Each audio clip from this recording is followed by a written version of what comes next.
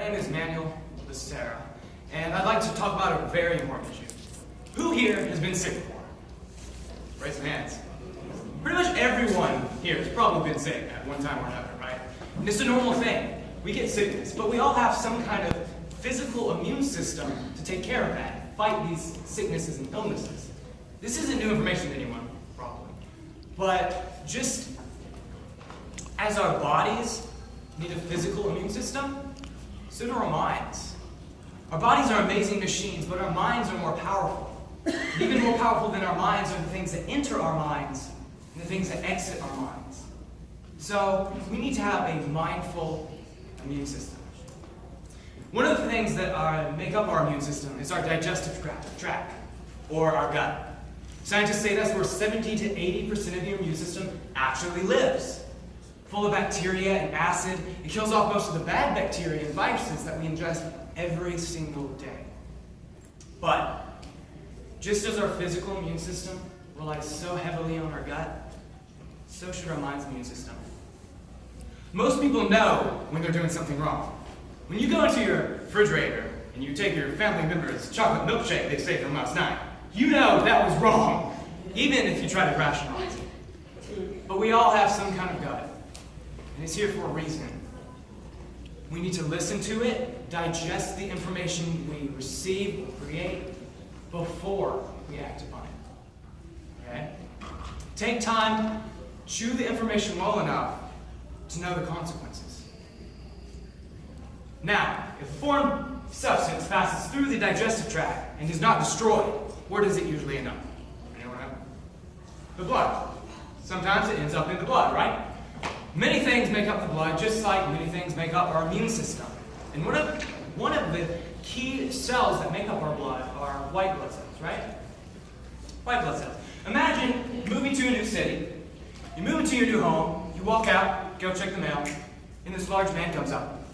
He gets way too close, and gives you a gigantic, creepy hug. That is what white blood cells do. But they do this to protect your body. They stick to foreign substances to kill them off, right? But most of the time, these white blood cells know what a negative body are, or what a negative body is, excuse me. But sometimes your body needs to do a little bit of thinking. It'll see something leaving a negative trail behind, and it'll be like, bro, these standard white blood cells just aren't doing their job. So they have to create a special force just for this specific disease or illness. Same thing with our mind. We don't always know what's having a negative effect on us. Sometimes we have to backtrack starting from those negative feelings or experiences to find out what the true cause is and make adjustments from there. It could be caused by many things, but we need to be aware of when these things come up. Whether that's just being more tolerant of other people's views, or maybe you have an anger issue, or maybe you just don't empathize enough with other people and it's hurting your relationships. We don't always know that these things are going to have a negative effect. But if we can just stop and do a little research into our actions, we can find the true cause, because we have that power. The final thing I'd like to talk about regarding our immune system is self-tolerance. Who knows what self-tolerance is? It's pretty self-explanatory, but it's very important. Self-tolerance is the ability for your immune system to recognize itself and not to attack itself or attack healthy cells. Most of our bodies do this pretty well, but sometimes you'll get a case where it doesn't. An autoimmune disease or an autoimmune disorder. With our mind's immune system, we need to make sure that we aren't attacking ourselves. Okay? We don't need to change ourselves to fit other people's perspectives of us. We have our own strengths, and we have our own weaknesses that don't necessarily need to be changed, because you are your own person. In closing, I'd just like to say, I want to encourage you to be more aware of how you act and how you react.